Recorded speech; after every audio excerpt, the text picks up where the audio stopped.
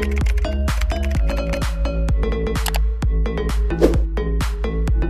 தொழில் தொடங்குவது எப்படி அப்படிங்கிற கோர்ஸில் நம்ம முதல்ல பார்க்க போகிறது வந்து ஏன் தொழில் தொடங்கணும், தொழில் தொடங்குறதோட முக்கியத்துவம் என்ன, மகத்துவம் என்ன அப்படிங்கிறதுக்கு மொத்தம் ஒரு 7 பாயிண்ட் இருக்குது.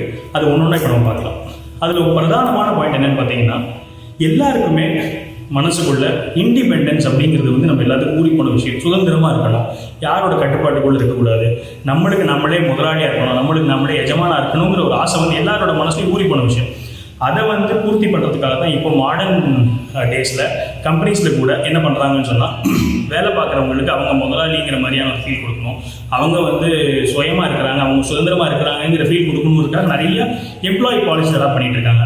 எப்படின்னு பார்த்தீங்கன்னா, அது முதல்ல இருந்து ESOP சொல்லுவோம். அதாவது எம்ப்ளாயிஸ்க்கே என் கம்பெனியோட ஷேரை கொடுத்துட்றேன், அதாவது இந்த கம்பெனியில் நீயும் ஷேர் ஹோல்டர், நீயும் இந்த கம்பெனியோட முதலாளிங்கிற ஒரு மனபாவம் வந்தால் தான் அவங்களால நிம்மதியாக வேலை செய்ய முடியும். இல்லாட்டி நான் வேற ஒருத்தருக்கு உழைச்சி போட்டுட்டு இருக்கேன், வேற ஒருத்தரோட வளர்ச்சிக்கு நான் பண்ணிட்டு இருக்கேங்கிற குழப்பம் இருக்கும். இதை போக்குறதுக்கு தான் என்ன பண்ணுறாங்கன்னு சொன்னால், ESOPங்கிறது உங்களுக்கு வந்து ஷிஃப்ட்டுங்கிறதே கிடையாது, நீங்கள் 8 மணி நேரம் எப்போ வேணால் வந்துட்டு போங்கிறது, இல்லாட்டி வந்து நீங்கள் என்ன அட்டையர் வேணால் போட்டுக்கோங்க அப்படிங்கிறது, ஒர்க் ஃப்ரம் ஹோம்ங்கிற கான்செப்ட். அதாவது இது எல்லாம் வந்து எதை பூர்த்தி பண்ண போகுதுன்னு சொன்னால், நான் வந்து யாருக்கும் நான் அடிமை கிடையாது, இல்லை யாருக்கும் நான் அடிப்படை இல்லை, நான் யாருக்காகவும் வேலை பார்க்கல, நான் எனக்காக வேலை பார்க்குறேங்கிற ஒரு எண்ணத்தை பூர்த்தி பண்ணுறதுக்கு தான். அப்போ இதோட முழுமையான நிலை எப்போ கிடைக்கும்னு சொன்னால், நம்ம சுயமாக தொழில் ஆரம்பிக்கும் போது நம்மளுக்கு அதோட பலன் கிடைக்கும்.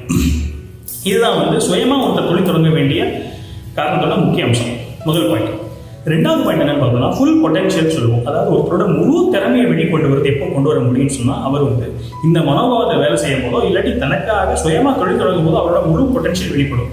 முழு பொட்டன்ஷியலையும் வெளிப்படும் அப்படின்னு சொன்னால், இப்போ வந்து ஒருத்தர் வேலை பண்ணுறாருன்னு சொன்னால், எப்போ ஒரு வேலை செய்வாருன்னு சொன்னால், எனக்காக நான் வேலை செய்யும் போது அதுக்கு உண்டான வளர்ச்சி வந்து அதுக்கு தகுந்தா போல் இருக்குங்கும் போது நம்ம எதை பற்றி யோசிக்க மாட்டோம். நம்ம வந்து லீவ் எடுக்கிறது இல்லாட்டி ஒரு பெர்மிஷன் வாங்குறது, இந்த கான்செப்டே கிடையாதுங்கிறதுனால நம்மளோட முழு திறமையையும் முழு சக்தியையும் நம்ம போடுறதுக்கான ஒரு வாய்ப்பாக இருக்கும் தொழில் தொடங்குறதுக்கு தான்.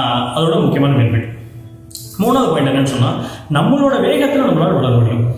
இப்போது வேலை பண்ணுறதுல உள்ள ஒரு சின்ன ஒரு ட்ராபேக் என்னன்னு பார்த்தோம்னு சொன்னால், நம்ம என்னதான் வேலை போட்டால், வேலை உழைச்சி எஃபர்ட் போட்டாலுமே அதோட பலன்கிறது நம்ம கையில் கிடையாது. ஸோ கீதையில் சொல்கிற மாதிரி, கடமை இசை பலனை எதிர்பார்க்காதே அப்படிங்கிற ஒரு கான்செப்ட் தான் நம்மளால் வேலை செய்ய முடியும் இல்லையா. நான் இவ்வளோ வேலை செஞ்சுருக்கேன், எனக்கு இவ்வளோ பலன் வரணும்னோ இல்லாட்டி அது வந்துச்சுன்னா நம்ம அதை பெறணுங்கிற ஒரு ரைட் நம்மளுக்கு கிடைக்க வாய்ப்பு இல்லை. ஏன்னா வருஷத்துக்கு ஒரு முறை தான் வந்து இன்க்ரிமெண்ட் இருக்கும், இல்லை அப்படியே இருந்தாலுமே அதுக்கப்புறமா வந்து அந்த போனஸ், இன்சென்டிவ் இது எல்லாமே வந்து ஒரு கம்பெனியோட முடிவுகள் இருக்கிறதுனால தன்னோட வேகத்துக்கு இல்லை தன்னோட ஆசைக்கு தன்னோட முயற்சிக்கு தகுந்தா போல ஒரு பலன் வந்து வேலையில் கிடைக்கிறது வாய்ப்பு இல்லை. இது ஒரு முக்கியமான ரீசன் தொழில் ஒரு தனியாக தொடங்குறதுக்கு. நான் அதிகமாக வேலை பண்ணால் தான் எனக்கு அதிக லாபம், கம்மியாக வேலை பண்ணால் எனக்கு கம்மி லாபம், இந்த மாதிரியான ஒரு கான்செப்ட் இருக்கிறது வந்து ஒரு முக்கியமான ரீசன். நாலாவது முக்கியமான பாயிண்ட் சுயமாக தொழில் தொடங்குறதுக்கு, குடும்பம்.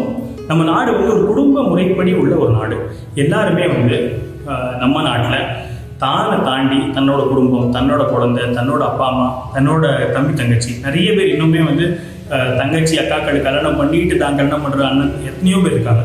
அப்போது ஒரு முக்கியமான ரீசன், ஒரு தானாக தொழில் தொடங்கணுங்கிறதுக்கான ரீசன் வந்து குடும்பம். அப்போது வேலை பண்ணும்போது என்ன ஒரு பிரச்சனை வந்துடுதுன்னு சொன்னால், தான் ஊரில் வேலை கிடைக்கிறதுங்கிறது ஒரு பாக்கியம். ஆனால் நிறைய பேர் என்ன ஆகிடுதுன்னு சொன்னால், வெளியூர் போய் வேலை பார்க்க வேண்டியதாக இருக்குது. அப்போ என்ன ஆகிடுது, அவங்க ஃபேமிலி டிஸ்டர்ப் ஆகிடுது. இங்கே இருக்கிற அப்பா அம்மாவை அவங்க பிரியம் இல்லாமல் அவங்க ஊரை விட்டு கூட்டிகிட்டு போய் சிட்டியில் வைக்க வேண்டியிருக்கும், இல்லாட்டி தான் வந்து அப்பா அம்மா விட்டு தனியாக பிரிஞ்சிருக்க வேண்டியிருக்கும். அப்போ இந்த பிரச்சனையை போகணும்னு சொன்னால், நம்ம அப்பா அம்மா கூடயே வந்து தான் ஊர்லேயே இருக்கணும்னு சொன்னால், தான் ஊரில் நம்மளுக்கு வேலை கிடைச்சாலுமே பல ட்ராபேக்ஸ் இருக்கும். அப்போ சுயமாக தொழில் தொடங்குற ஒன்று தான் வந்து குடும்பங்களை ஒன்றா வச்சுக்கக்கூடிய ஒரு ஈஸியான வாய்ப்பாக இருக்கும். முன்னாடி காலகட்டங்கள் அப்படி தான் இருந்திருக்கு. எல்லாமே விவசாயம் பண்ணியிருப்பாங்க, இல்லாட்டி சுயமாக ஒரு தொழில் வச்சுட்டு இருந்தாங்கன்னா அவங்க குடும்பங்கள் அவங்க ஊர்லேயே கண்டிப்பாக வாழ்ந்துட்டு இருக்கும். அப்போ தன்னோட சொந்த ஊரில் சொந்த குடும்பத்தோட, தான் சொந்த பந்தத்தோட, தன்னோட சக்தியோடு இருக்கிறதுக்கு ஒரு பெரிய பலம் எது கொடுக்கும்னு சொன்னால், சுயமாக தொழில் தொடங்குறதோ அதோட பலன் கொடுக்க வாய்ப்பு. அஞ்சாவது பாயிண்ட், என்னதான் வந்து எல்லா பாசிட்டிவ் சொன்னாலுமே எல்லாருக்கும் வேலை பார்க்குறவங்களுக்கு உள்ளூர் ஒரு பயம் இருந்துட்டு இருக்கும். என்ன பயம் இருந்துட்டு இருக்குன்னா, இந்த வேலை இருக்கிற வரைக்கும் ஓகே, ஒரு வேளை இந்த வேலை நம்மளுக்கு போயிடுச்சுன்னா நம்ம எப்படி சமாளிக்க போகிறோம் அப்படிங்கிற ஒரு பயம் இருக்கும். அந்த பயத்தை போக்குறதுனால தான் எல்லாரும் என்ன பண்ணிட்டு இருக்காங்கன்னா, தன்னைத்தானே வளர்க்குறதுக்கு படிக்கிறதா இருக்கட்டும், அந்த மாதிரி பாசிட்டிவ்ஸ் போனால் பிரச்சனை இல்லை. நிறைய கம்பெனிகளில் பாலிடிக்ஸு, அவனை குறை சொல்கிறது, அவங்க கூட நட்பாக இல்லாமல் இருக்கிறது, மேனேஜர்கிட்ட வந்து போய் பயங்கரமாக பணிஞ்சு பேசுறது, இல்லை தவறுகளை வந்து பொறுத்து போகிறது, இந்த மாதிரி பல பிரச்சனைகளுக்கு காரணம் நாளைக்கு வேலை இல்லாமல் போயிட்டு என்ன பண்ணுறதுங்கிற பயம் தான். அந்த பயத்தை one of the main reasons வந்து குடும்ப சூழ்நிலையாக இருக்கலாம், இல்லாட்டி வந்து மற்ற ஏகப்பட்ட விஷயங்கள் இருக்கலாம். இதை போக்குறதுக்கு ஒரு பெரிய சொல்யூஷன் எதுவாக இருக்கலாம்னு சொன்னால் சொந்தமாக தொழில் தொடங்குறது. இது ஒரு முக்கியமான பாயிண்ட்டு, சொந்தமாக தொழில் தொடங்குறதுக்கான ஒரு அம்சம்.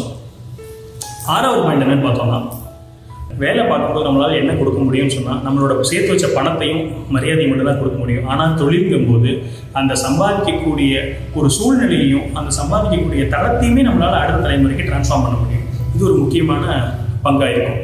ஏன்னா ஒருத்தர் சுயமாக தொழில் பண்ணுறாருன்னு சொன்னால் அவர் போட்ட கஷ்டம் இல்லாமல் வீணாயிடாது.